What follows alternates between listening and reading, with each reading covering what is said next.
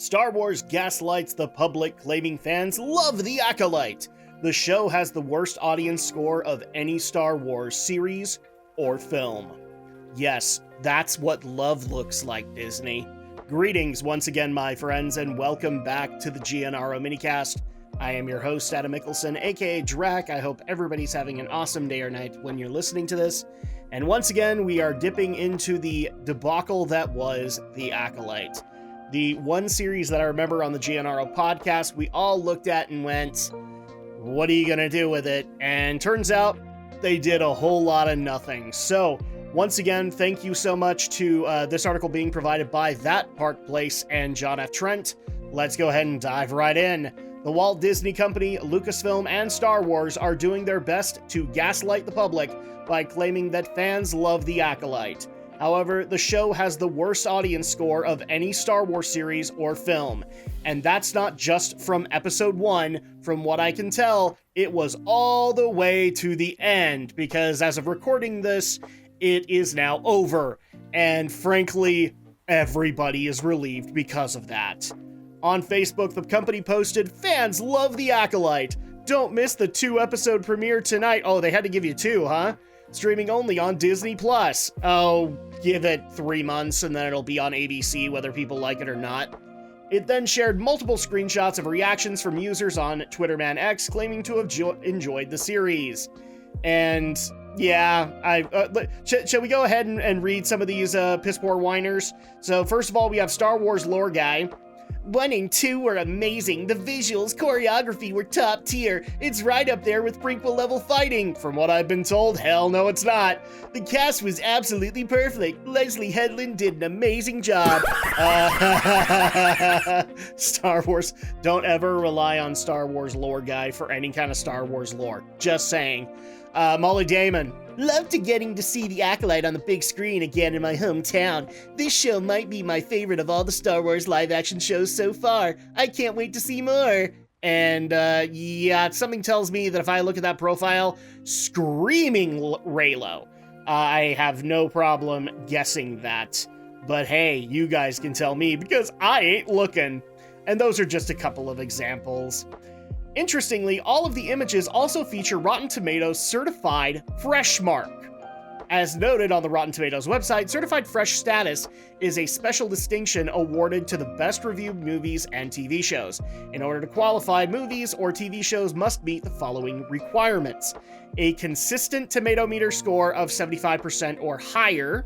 Okay, so that's 1, everybody. At least 5 reviews from top critics, because the tomato meter is ultimately the critic portion of it, not the audience. Films in wide release must have a minimum of 80 reviews. This also applies for films going from limited to wide release. Films in limited release must have a minimum of 40 reviews. And finally, only individual seasons of a TV show are eligible, and each must have a minimum of 20 reviews. And also, they must pay a butt-ton of money under the table. You forgot that part, Rotten Tomatoes. That's correct. The certified fresh status has nothing to do with the audience score or fans. It has everything to do with critic scores, which is why you don't rely on it.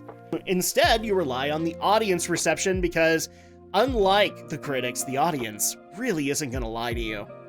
It seems apparent that Lucasfilm's inclusion of this logo on all the images is a clear attempt at persuading an unsuspecting public that Star Wars fans are indeed enjoying the show when they are not. And for all the people who thought I was serious about that, yeah, I'm in your head right now, and I love all the real estate that I have.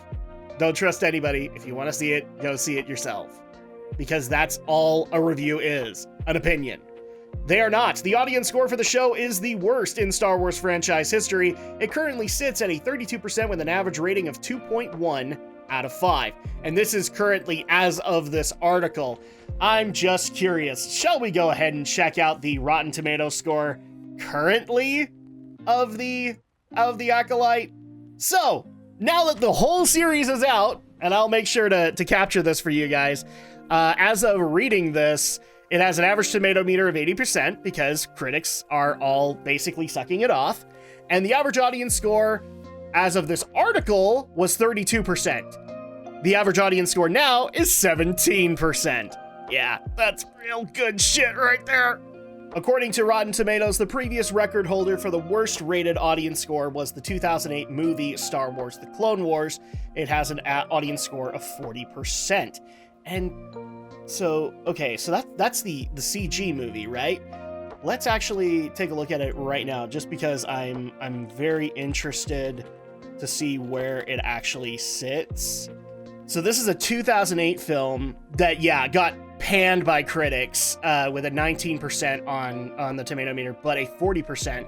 And that's actually where I kind of sit, is like, it's okay. It's basically a very long episode of the Clone Wars series that eventually would happen, but is it like spectacular Star Wars? Absolutely not. It really wasn't. I enjoyed it, but I definitely did see some flaws in it. Rian Johnson's The Last Jedi is just above Star Wars: The Clone Wars with a 41% audience score. The animated series Star Wars Resistance, and actually we do have the stuff provided, so there you go, you can see it. The Star Wars Resistance series sits at 47%. I have a feeling it's probably worse than that. I've only seen one episode and I turned it off about 10 minutes in. The previously worst rated live action Star Wars series that debuted on Disney Plus was The Book of Boba Fett, and that's not a surprise, with an audience score of 53%. That's interesting, considering all the memes that came out of that show. It's not just Rotten Tomatoes where audiences are rejecting The Acolyte. On Metacritic, the series currently has a user score of 4.1. It has 100 positive reviews, 19 mixed, and 166. Let's go ahead and go to the future machine, shall we? One eternity later. So obviously its critic scores are generally favorable. It's got 32 critic reviews and sitting at about a 67. But as of this article, it was sitting at about a 4.1 user score. It is now sitting at about a 3.9, where we have about 1,800 user ratings and it's generally unfavorable. So that's how things can change when your entire shit series comes out. On IMDb, the series has a rating of 5.1 out of 10. The unweighted meaning is 4.4. The overwhelming plurality of reviews are 1 out of 10. And that's not surprising to me. Clearly, the fans are not loving Star Wars: The Acolyte and did not love it. In fact, I actually saw some staunch defenders of The Acolyte once the series ended, completely turn on the series, and that was actually a fun thing to see. What do you make of the Lucasfilm's attempt at gaslighting the public? It is basically what they did with She-Hulk. It's what they've done with pretty much any series that we knew was going to bomb. So I'm not 100% surprised by this. I know Leslye Headland is probably very, very upset by a lot of this stuff, but let's go ahead and do a quick jump because obviously other things have happened in The Acolyte, and there was one in particular that I wanted to cover here. And once again, we have the article provided by John F. Trent and That Park Place. Former Lucasfilm animation employee says he is embarrassed and ashamed to have worked at Lucasfilm and on Star Wars after The Acolyte. A former Lucasfilm employee recently shared that he's embarrassed to have worked on Star Wars in the wake of The Acolyte releasing to Disney+. The employee, who runs a channel called Knee Pain, detailed that he was at Lucasfilm when the company was sold by George Lucas to the Walt Disney Company. He detailed, "I was there when that happened and watched 90% of my coworkers get laid off. I was one of the lucky enough to survive that layoff. I use the word lucky loosely. But I was there during the transition. I'll admit early on, there was some hope. There was hope because they sat down, Kathleen Kennedy, in a presentation of the company, and they showed us something we had never seen before under George. And that was a 10-year plan. And I'm guessing this is the plan that they had talked about and was part of the negotiation for when they purchased for things like the sequel trilogy. I actually felt really good about that, they said. There are going to be 3 more movies, we're all really excited. And unfortunately, there is a video attached to this article. I'm guessing it's no longer available because somebody got butthurt about it. He then shared, "I left some years after that. I've been gone for about 7 years, and I talked about this in another video when the third set, they probably took it down, when the third set of trilogies came out, The Force Awakens and the whole thing with Rey. I try to block a lot of it out. Actually, I don't remember the names of all those episodes that came out under Kathleen, but I remember going to the crew screenings and coming out not really feeling it, right? Oh no, not even the staff is feeling it. That's how you know you fucked up, Kathleen. and then having the audacity and the nerve at work to say, yeah, I didn't really like it, and then starting to find out who the real fanboys are. And I'll tell you what, some of the biggest fanboys you'll find, and the most toxic, work there. Yeah, not surprising about that, because you weren't allowed to not like it. If you had an opinion, best to keep it to yourself. People would make you very, very uncomfortable. Oh, that's an awesome work environment, isn't it, everybody? If you don't like the stuff that they're working on, they'll make you very, very uncomfortable. But what if it isn't good? And what if that person actually wants to improve upon it? Nope, very uncomfortable. Okay. I was really not happy with the culture, the life there. It had changed a lot. Later on in the video, he detailed how coworkers at Lucasfilm lost their minds at him because he noted he did not like the character of Rey. Well, most of us didn't. I know the general complaints that everybody throws out, she's a Mary Sue and whatnot. She just, when you go back, and unfortunately, the sequel trilogy has played a lot because my wife, as you guys know in the podcast, she doesn't really hate too much. She will generally just kind of sit back and check out, or let her brain check out and just let things go. But looking back on a lot of that, she's not a likable character. She's actually very pretentious. So at that point, there was a lot wrong with Rey, and there could have been a lot of things to fix with Rey amongst some of the other characters. But I love the fact that everybody was basically like, nah, la, la, la, la, la, Rey is the greatest thing ever. And that's not how you do things. I remember a personal experience being in the studio and being like, I don't know, if I really like the character Rey, and just like my coworkers just losing their loving shit at me, really getting pissed off at me because I didn't like it. Oh boy. And if they couldn't handle a coworker's viewpoint on the matter, just imagine what they had to say about detractors. Yeah, these are the exact same people that probably worked on Ghostbusters 2016. You know, the bad one, the one that we don't refer to anymore. Furthermore, he relayed that you could not express negative opinions regarding Disney Star Wars, claiming it was taboo.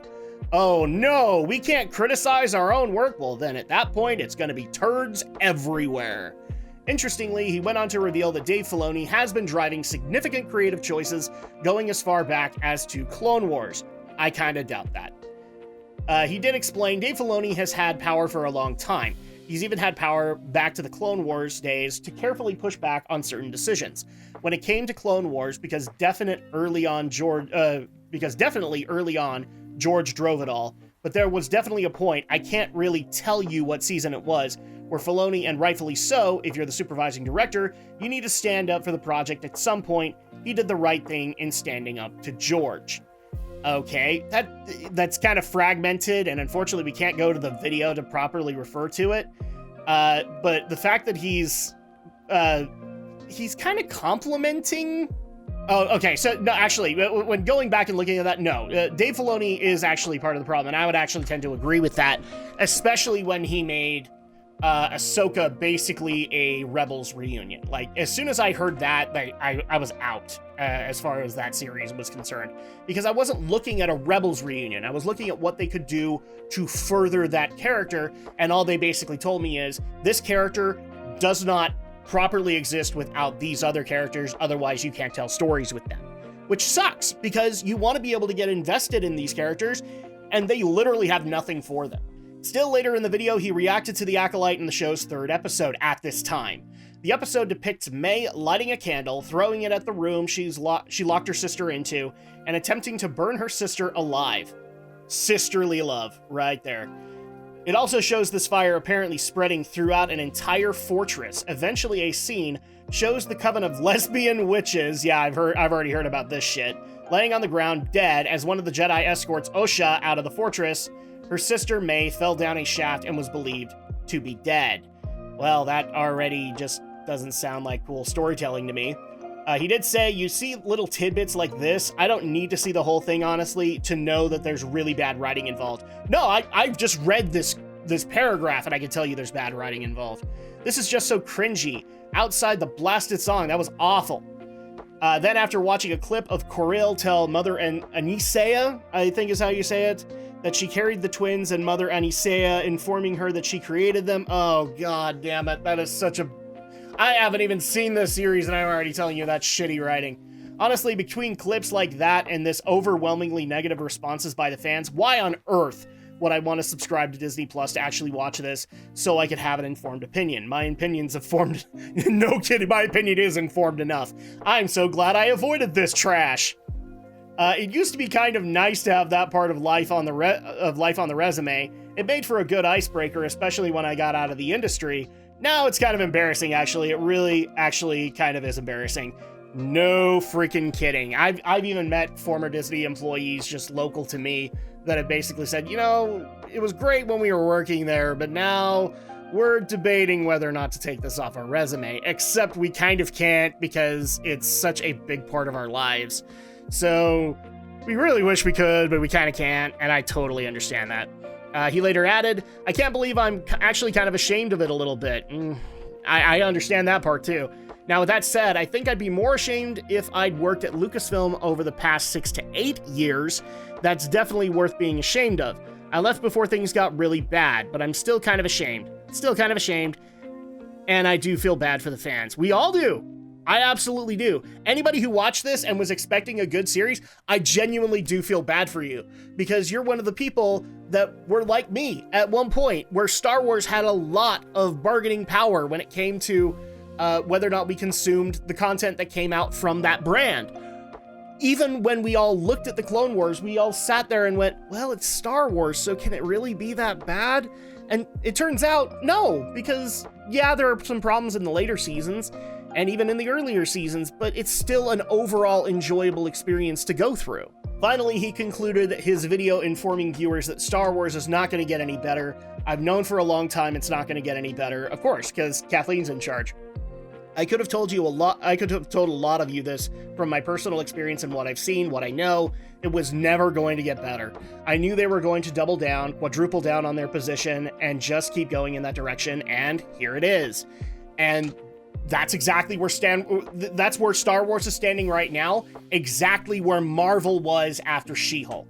Because really, did anything get better after She-Hulk? No, it all went progressively downhill to the point where a bunch of money has been lost in the previous year, and Kevin Feige is constantly trying to rally his horses and figure out what the F to do.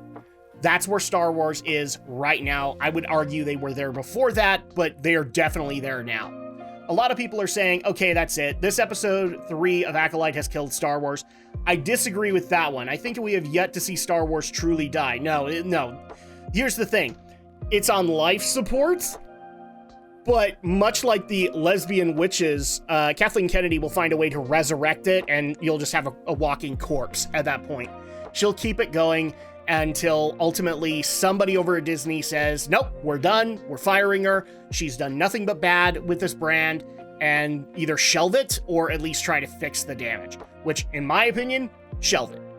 They're going to take it one step further, just you wait and see. We have yet to see their final form. This is not the end boss.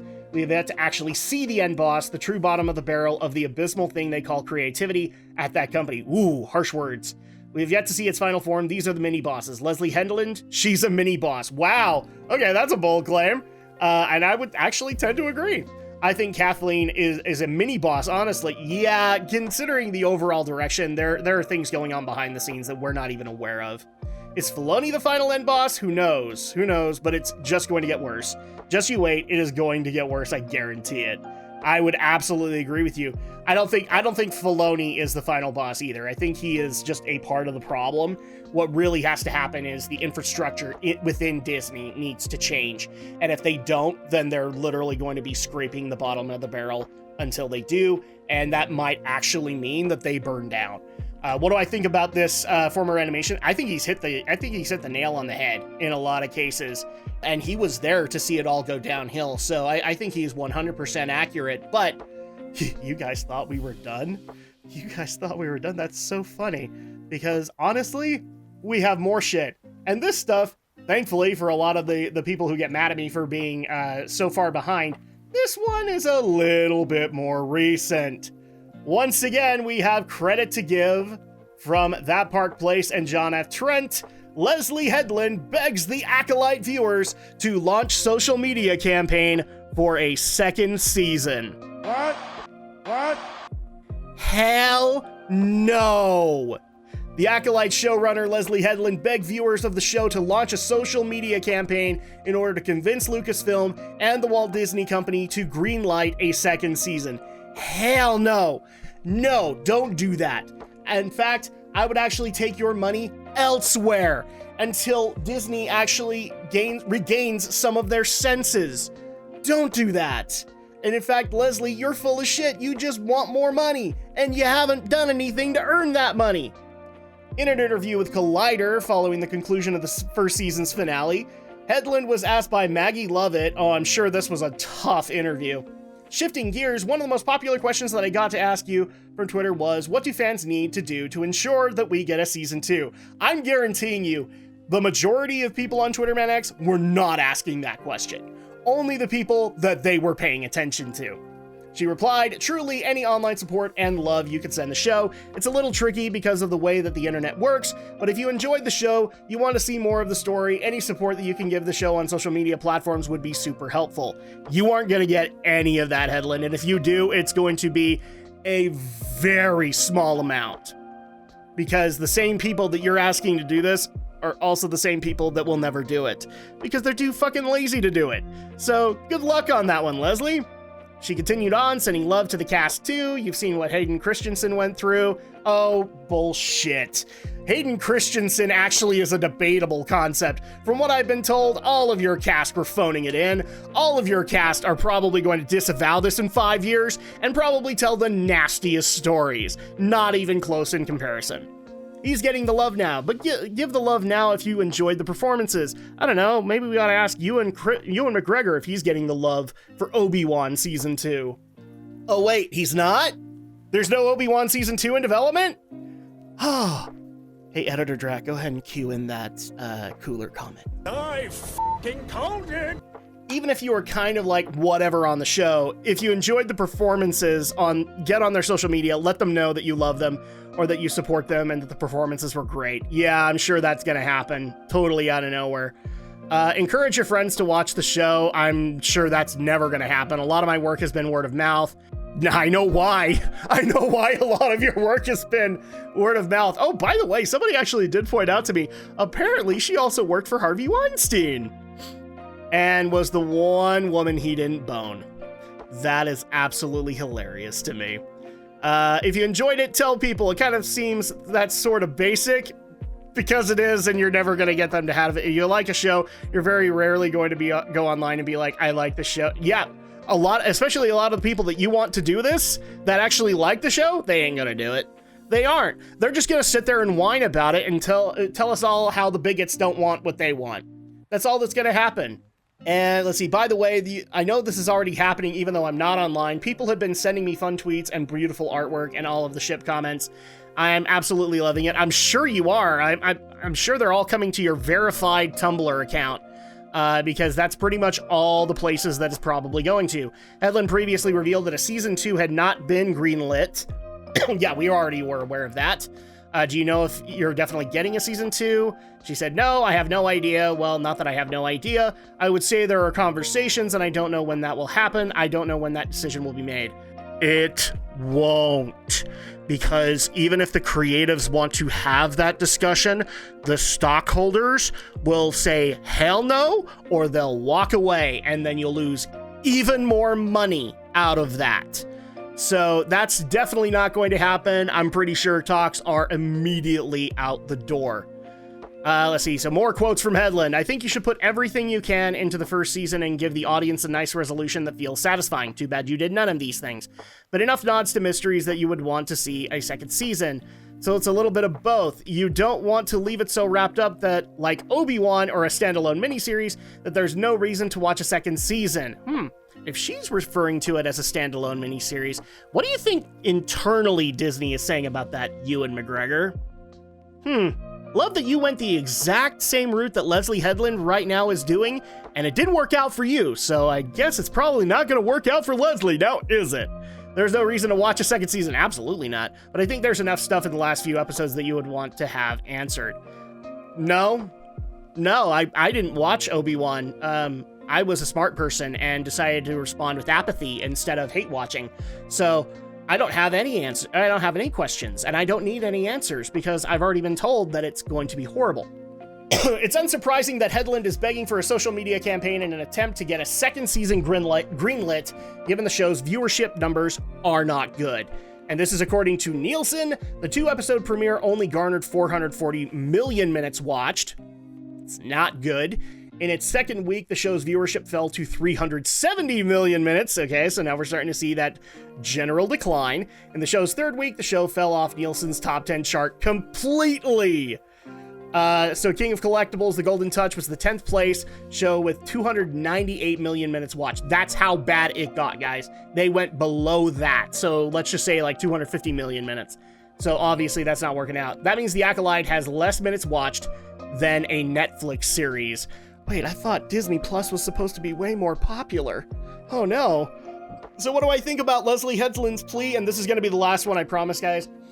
Good luck trying to get that off the ground, Leslye, because it ain't gonna happen. The Acolyte has done so bad, even your own fans have started to turn on you. It has become a laughingstock akin to She-Hulk on how bad it actually is. I'm thoroughly convinced that Feige is shitting his pants right now. That, and along with all the internal people, are shitting their pants right now because they just can't get a win, now can they? But what do you guys think of the various stories that we talked about? What do you think about how Star Wars had to gaslight fans in order to get them to see it? What about the former Lucasfilm employee who basically let the cat out of the bag on how bad things are with Star Wars right now? Or the fact that Leslye Headland wants you to go out of your way to greenlight a season that you didn't enjoy? Go ahead and let me know down in the comments below. I'm pretty sure the general reception is going to be negative on that one. Sorry, Leslye. I think you're going to have to go write your porn somewhere else, because that's what you guys have basically told me about The Acolyte, is that it's really poorly written porn. And I'm not surprised by that. Also, thank you so much for watching this video. If you liked what you saw on YouTube, make sure to leave a like and consider subscribing, as not only does it help out with the algorithms and such, it tells Big Mama and Daddy YouTube that having conversations like this about shitty shows that probably shouldn't get a second season is an okay thing to do. And I will catch you guys next time for the next GNRO Minicast. Once again, special thanks to John F. Trent and Thought Park Place for all of the articles provided, and I will see you guys next time. Take care, my friends.